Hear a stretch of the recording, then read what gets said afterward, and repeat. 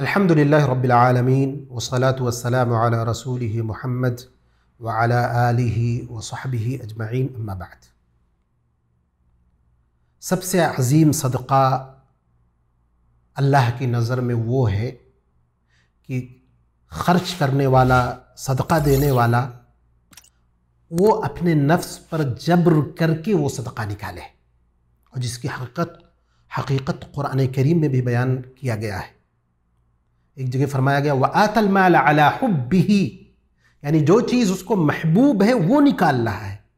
इसी तरह फरमाया गया लन तनालुल बिर्र हत्ता तुनफिकू मिम्मा तुहिब्बून, अपनी पसंदीदा चीज़ों में से जब तुम खर्च करोगे तब जा कर के तुमको नेकी मिल सकेगी। तो जो हदीस हमारे सामने है वो सहीहैन की रिवायत है। एक आदमी आया और आप सल्लल्लाहु अलैहि वसल्लम से पूछ रहा है अय्यु सदक़ति अअज़मु अजरा, अजर व सवाब के एतबार से बड़ा सदक़ा क्या है, बेहतरीन सदक़ा क्या है।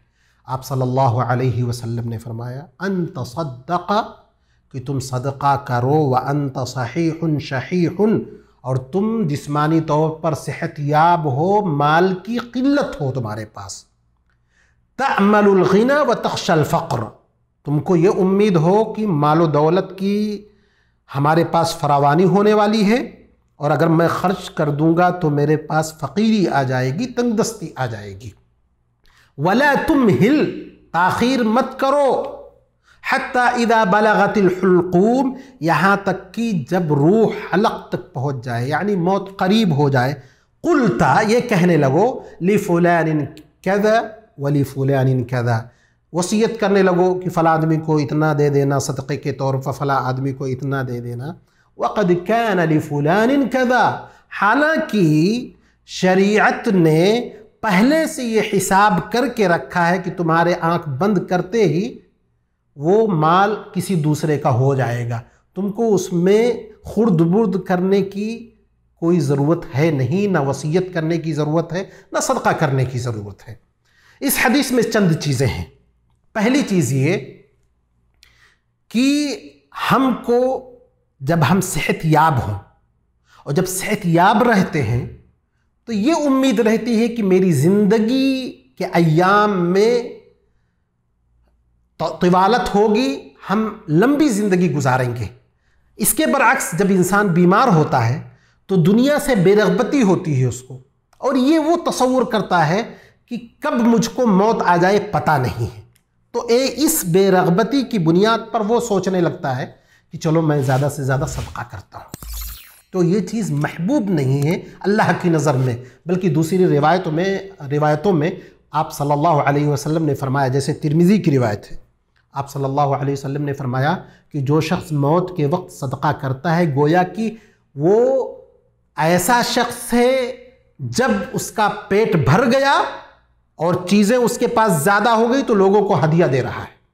अबू दाऊद की रिवायत में है कि जो शख्स मौत के वक्त सदक़ा करता है तो उसके सदक़े में कोई ताकत नहीं रहती, यहाँ तक कि अगर वो 100 दिरहम सदक़ा करेगा उस वक्त, तो आम वक्त में जो 1 दिरहम सदक़ा करता है उसके बराबर है वो।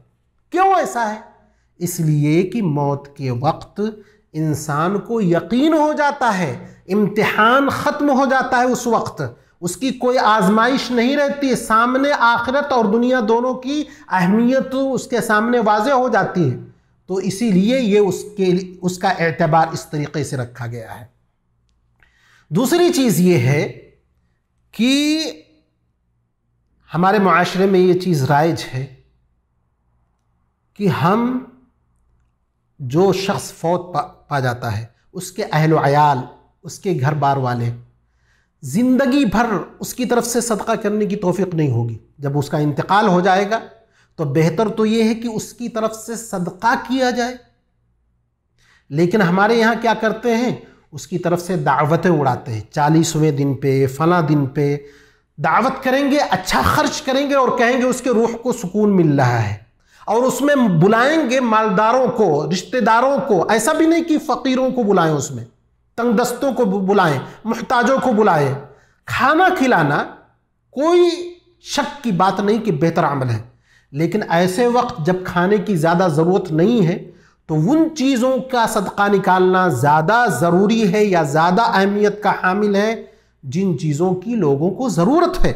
और इसमें भी कोई शुबा नहीं है कि मय्यत को दुआ के बाद सबसे ज़्यादा जो चीज़ फ़ायदा पहुँचाती है वो सदका व खैरात है। उसकी तरफ से सदका किया जाए, खैरात किया जाए, और उसकी तरफ से जो मुहताजीन हैं, अक़रीबा में से जो कमज़ोर और नातवा हैं, उनको अपने इस सदक़े के माल से देना, ये अपने मुर्दों को फ़ायदा पहुँचाने का एक बहुत बड़ा ज़रिया है।